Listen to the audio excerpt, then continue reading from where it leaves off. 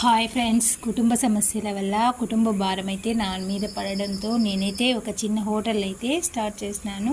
ఆ హోటల్లో టిఫిన్ అయితే పెడుతూ ఉండేదాన్ని. ఇప్పుడైతే గోబీ అయితే పకోడాలు, మంచూరియాలు, చికెన్ పకోడాలు, కబాబు, బిర్యానీ అయితే అన్నీ రెడీ చేసి నేను ఒకటైతే చేసుకుంటూ షాప్ అయితే నడుపుకుంటుంటాను. ఈ హోటల్లో నాకు డైలీ 1000 రూపీస్ అయితే వస్తుంటుంది.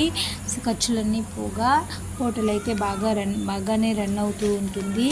కాబట్టి నాకు వచ్చిన సమస్యలకి భగవంతుడు చూపించిన దారి అయితే ఇది. ఈ విధంగా ప్రతి ఒక్కరి జీవితంలోనూ ఏదో కష్టం వస్తూనే ఉంటుంది. ఆ కష్టాల నుంచి బయటపడాలి అంటే మనం తట్టుకుని ధైర్యంగా నిలబడాలి. అలా ధైర్యంగా నిలబడినప్పుడైతే మన కష్టాలకైతే ఆలోచిస్తే పరిష్కారం ఖచ్చితంగా దొరుకుతుంది. మనం ఒకరిని బాధపడినంతకాలం మన వల్ల ఒకరు బాధపడకుండా కాలం మనకైతే భగవంతుడు చేయి వదలది. నేనైతే పూర్తిగా నమ్ముతాను. ఇంత కష్ట సమయంలో కూడా మాకు ఈ దారి దొరికిందిరా అంటే ఇక దీనికి మించి ఇంకేం కావాలి. మా వారికి మాత్రం ఒక రోజుకి 1000 రూపీసే కదా వస్తుంది. ఆ దాంతోనే మేము ఇన్ని సంవత్సరాలు అయితే ఫ్యామిలీని రన్ చేస్తూ వచ్చినాం. కానీ ఇప్పుడు మాకు ఈ రూపంగా అయితే దేవుడు సహాయం చేసినందుకు దేవుడికి అయితే కృతజ్ఞతలు